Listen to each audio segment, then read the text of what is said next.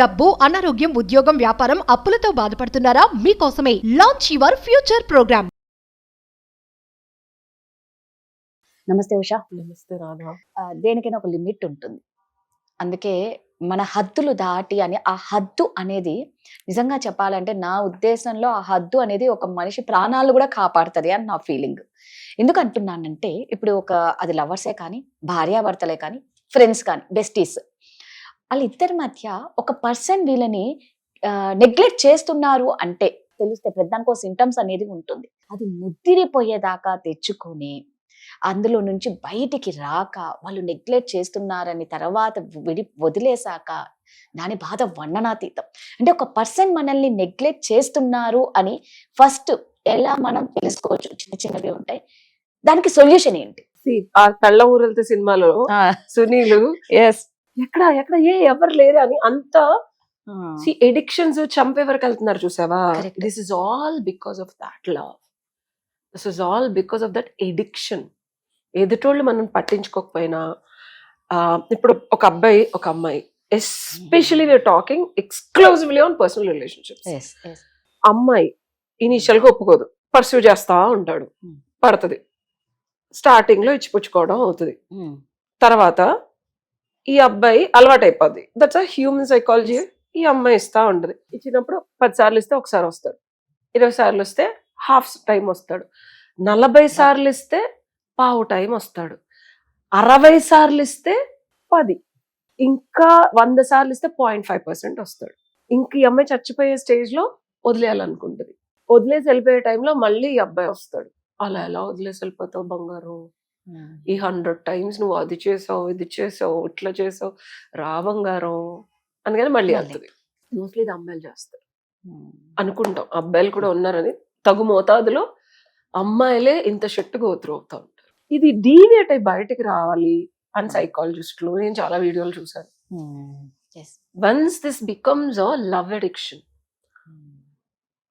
Addiction అని అమ్మాయిలు అనుకుంటారు. ఏదో మూమెంట్ లో ఇదేదో ఒక ప్రేమను చూపిస్తాడు, అది మళ్ళీ చూపిస్తాడేమో అని అమ్మాయి ఇస్తూ ఉంటది. ఆ ఎమోషన్ వీడు ఇవ్వడు, ఇస్తాడు అనే భ్రమ క్రియేట్ చేస్తాడు కానీ ఇవ్వడు.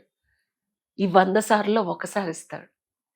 So this is called addiction. And అలవాటు చేస్తారు ఇలాంటి అబ్బాయిలు, మనస్తత్వం ఉన్న అబ్బాయిలు. ఇది నువ్వు ఫస్ట్ లోనే గమనించాలి. ఫస్ట్ లో గమనించకపోతే ఏమవుతుందంటే నీకు ఈ అబ్బాయి అడిక్ట్ అవ్వడు, నువ్వు అబ్బాయికి అడిక్ట్ అయిపోతావు. మన జుట్టు తీసుకెళ్ళి ఇంకోటికి ఇచ్చావనుకో, వాడు తల కొరివి పెట్టినా అర్ధనగ్నంగా మనల్ని కాల్ చేసినా సరే మనకు అక్కడే ఉండాలనిపిస్తుంది. That is the power of addiction. So this is not love. అది అర్థం చేసుకోండి అమ్మాయిలు. ఇర్రెస్పెక్టివ్ ఆఫ్ నువ్వేం చేసినా వాడి దగ్గరికి రావట్లేదు, నువ్వు ప్రేమను అడుక్కుంటున్నావు, నాతో మాట్లాడు ప్లీజ్ ప్లీజ్, నన్ను కలవా ప్లీజ్, ఒక్కసారి చూడాలి, నిజంగా ప్లీజ్ ఫోన్ ఎత్తవా ప్లీజ్, నిన్ను చూసి వెళ్ళిపోతాను, నీకు ఒంట్లో బాగాలేదన్నావు కదా, మెడిసిన్స్ తీసుకొచ్చాను, నాకు తలనొప్పి వచ్చిందని చెప్పాను, నేను రమ్మన్నానా అంటాడు అబ్బాయి. నీకోసం వెయిట్ చేస్తున్నాను, please please please please please. అది ఎడిక్షన్, ప్రేమ కాదు, ఇష్టం కాదు. నిజంగా అవును.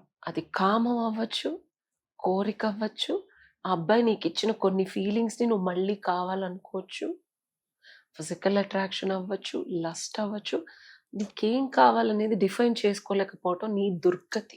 అది ఆ అబ్బాయి నుంచి కాకుండా ఇంకెక్కడన్నా దొరుకుతుందేమో వెతుక్కో. అప్పుడు ఈ అబ్బాయి నీకు కరెక్టో కాదో నీకు తెలుస్తుంది. వెతుక్కున్న దగ్గర దొరికిందా ఫ్లిప్ అవు. ఇది చాలా నీచంగా అనిపించవచ్చు కానీ ఆ టైంకి రాదు. అంటే వాడిని అంతగా ప్రేమించినప్పుడు ఇంకొకరితో ఉండాలన్న ఆలోచన ఎందుకు వస్తుంది కదా? ఇక్కడ మిస్సింగ్ ఎవరు? ఇప్పుడు సొల్యూషన్ చెప్తా. ఈ మొత్తం ప్రాసెస్ లో కావాలనుకునేది ఎవరు? అమ్మాయి. ఎగ్జాంపుల్ నేను నాకేం కావాలి, నాకేమిస్తే తృప్తి పడతాను అని ఎరుక ఎవరికి రావాలి? నాకు. సో ఒక్కసారి నువ్వు ఇచ్చిన ఎనర్జీని, ఇచ్చిన ప్రేమని, ఇచ్చిన వాత్సల్యాన్ని, ఇచ్చిన డబ్బుల్ని, ఇచ్చిన అన్నిటిలో ఒక్కసారి షట్ డౌన్ చేసి నీతో నువ్వు కూర్చో. అన్ని డిస్కనెక్ట్ చేసి నీకేం కావాలి, నువ్వేం కోరుకుంటున్నావు, ఎందుకు తాపత్రయపడుతున్నావు, దేనికోసం వెనకాల పడుతున్నావు. ఇది నేను పర్సనల్గా చేసింది చెప్తున్నా, రీసెంట్గా పర్సనల్గా చేసింది చెప్తున్నా. ఒక పర్సన్తో నాకు టైం ఇవ్వని, లేకపోతే నన్ను ఒక అమ్మాయిలాగా ప్రాపర్ గా గౌరవంగా రెస్పెక్ట్ఫుల్ గా ట్రీట్ చేయమని. ఒక రిలేషన్షిప్ లో ఉన్నప్పుడు బేసిక్ ఒక మనిషి ఇంకొక మనిషితో మాట్లాడటం అనేది మానవ సహజం. మాట్లాడితేనే ఒకరి గురించి ఒకరికి తెలుస్తుంది. ఒక అమ్మాయి పక్కన ఉండగా కూడా నువ్వు ఫోన్ చూసుకుంటూ ఇంకోలాగా బిహేవ్ చేస్తే అది ఎంతవరకు సబబు? నేను టైం ఇచ్చా, నాకు టైం కావాలి, నా పాస్ట్ రిలేషన్షిప్ అట్లా జరిగింది, ఇట్లా జరిగింది, అదైంది, ఇదైందంటే నేను వాళ్ళకి అంత ఇచ్చాను, నువ్వు వెళ్ళిపోతే నేను వెనక్కి కూడా పిలవను. అసలు లైక్ సీరియస్లీ నాకేమి ఇవ్వలేదు.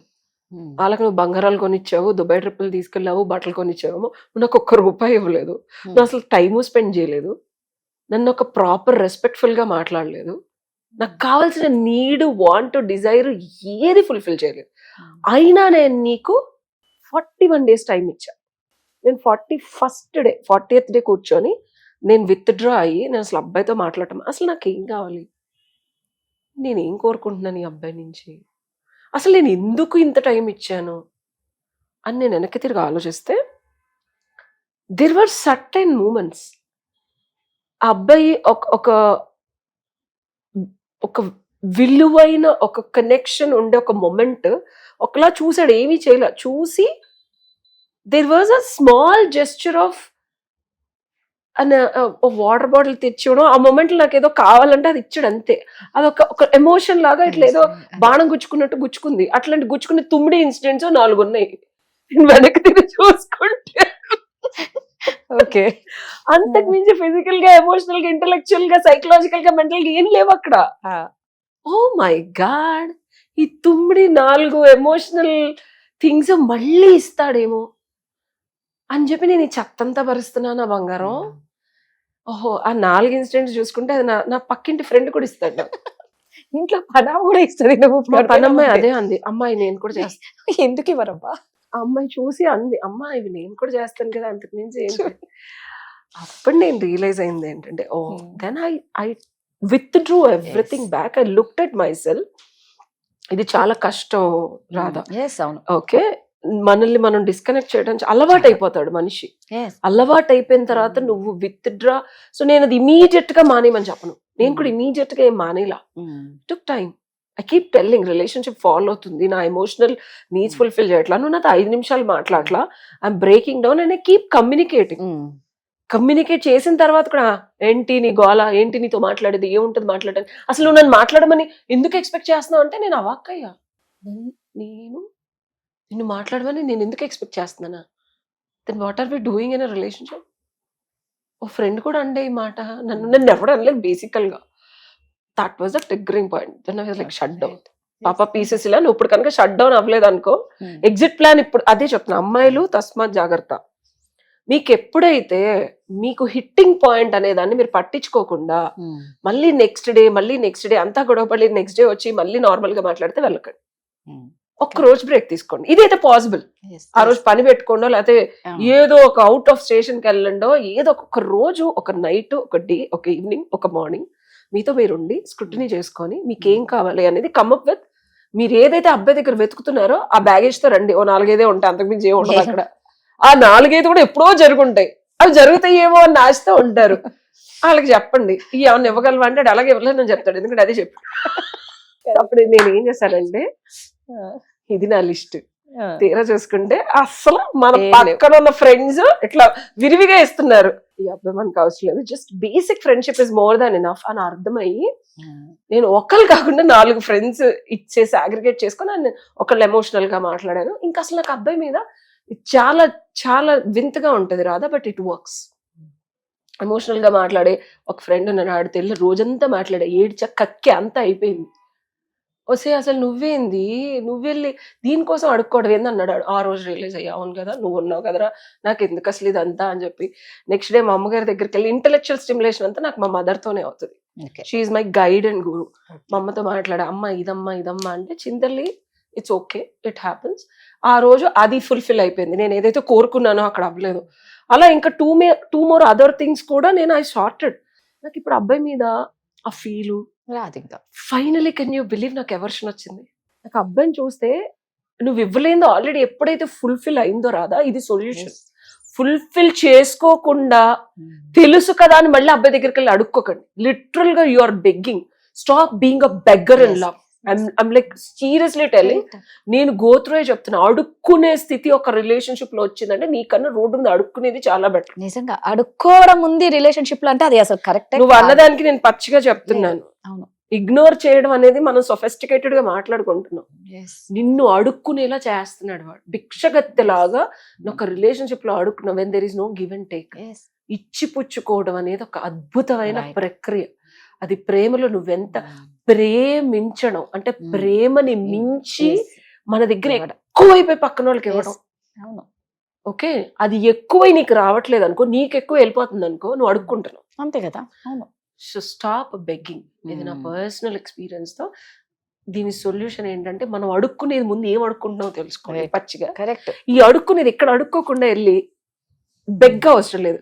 ప్రేమగా నాకు ఇది కావాలని ఎవరితోనో చెప్పినా ఎలా ఫుల్ఫిల్ అయిపోతుంది. రైట్. ఫుల్ఫిల్ చేసుకొని వెళ్ళండి అబ్బాయి దగ్గరికి. ఇది బస్తీ మే సవాల్. మళ్ళీ వెళ్ళు అబ్బాయి దగ్గరికి, ధైర్యంగా వెళ్ళు. నీకు ఎవర్షన్ రాకపోతే నన్ను అడుగు, కామెంట్ లో పెట్టి నేను చెప్తాను నీకు సొల్యూషన్. నువ్వు అడుక్కుంటున్నావంటేనే ఇంకా నిన్ను దిగజార్చుకోవడమే. మనం ఎక్కడ మనల్ని మనం దిగజార్చుకొని బతకాల్సిన అవసరం లేదు. భ్రమ కలిగించుకోకండి. Yes, thank you. Thank you.